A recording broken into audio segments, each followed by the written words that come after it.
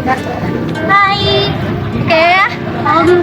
Di sini saya ingin menjelaskan tentang analisis Gen Z di era digital. Apa sih itu Gen Z? Gen Z itu yaitu generasi yang lahir di antara tahun 97 sampai tahun 2012. Kebetulan saya kelahiran 2003, berarti saya termasuk Gen Z dong? Ya tentu, saya juga termasuk Gen Z.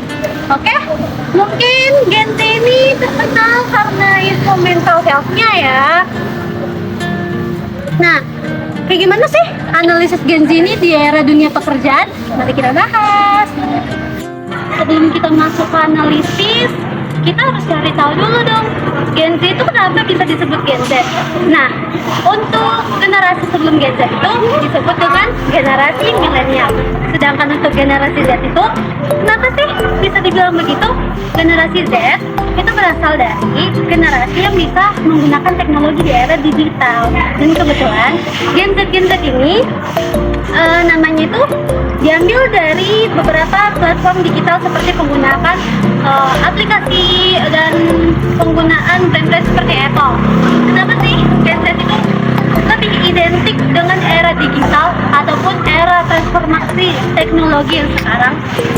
Mari kita bahas. Ini lebih banyak menghabiskan waktu untuk browser di sosial media maupun di platform-platform internet seperti penggunaan AI, sosial media maupun platform internet atau situs web lainnya untuk mengerjakan seperti tugas-tugas mereka, tugas-tugas harian, pekerjaan maupun di lingkungan pendidikan. Apa sih perannya Gen Z ini di era digitalisasi serta analisis kerja mereka? Mungkin bisa nih kita berikan beberapa contoh. Di era digital ataupun di era industri 4.0 dan sosial 5.0 ada beberapa kelebihan, diantaranya satu keterampilan digital. Aku rasa nih mungkin anak-anak Gen Z sekarang udah lebih tahu ya kan penggunaan alat-alat teknologi yang lebih canggih dibandingkan dengan generasi-generasi sebelumnya. Karena itu ada work-life balance.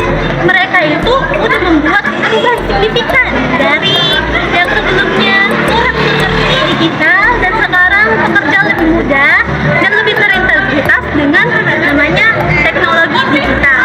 Ketiga, dengan adaptasi dengan teknologi. Berkaitan dengan yang nomor 2, adaptasi ini mereka sudah mempunyai seperti talent yang baru, sedangkan inovasi-inovasi yang baru juga berkembang dengan adanya keterampilan dari Gen Z. Dan yang keempat maupun yang terakhir itu ada kompetensi kerja di era revolusi industri 4.0 dan society 5.0.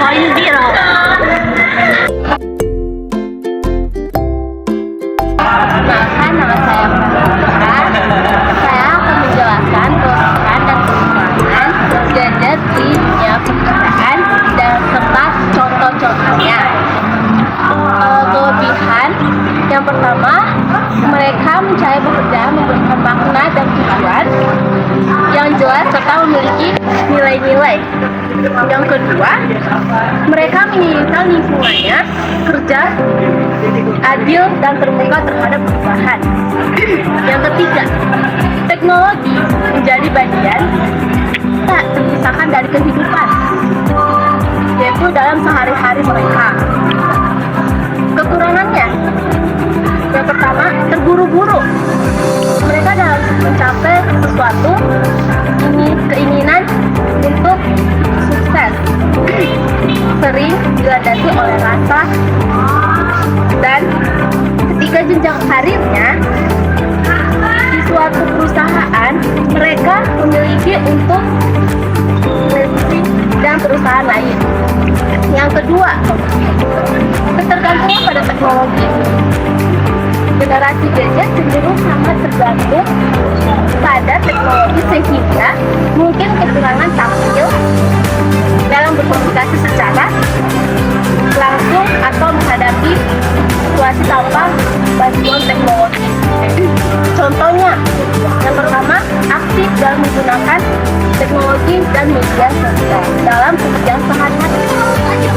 Yang kedua, mencari pekerjaan yang sejalan dengan nilai-nilai pribadi dan tujuan hidup mereka. Terus yang ketiga, terakhir,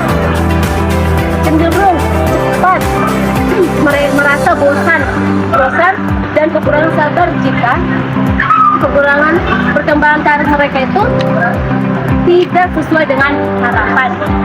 Sekian dari saya. Terima kasih. Halo, skill saya kali penutupan dengan kesimpulan dari generasi Z ini yang tumbuh dalam era teknologi memiliki keterampilan dan pengetahuan teknologi yang kuat. Nah, generasi Gen Z ini juga memiliki adaptif terhadap perubahan dan memiliki pandangan yang berbeda tentang keseimbangan kerja dan kehidupan. Generasi Gen Z ini juga memiliki potensi untuk membawa inovasi dan perubahan positif ke tempat pekerjaan pun mereka bekerja. Namun, generasi Gen Z ini juga perlu meneruskan belajar dan mengembangkan keterampilan agar tetap relevan di era digital yang terus berkembang di dunia teknologi ini. Sekian dari saya, terima kasih.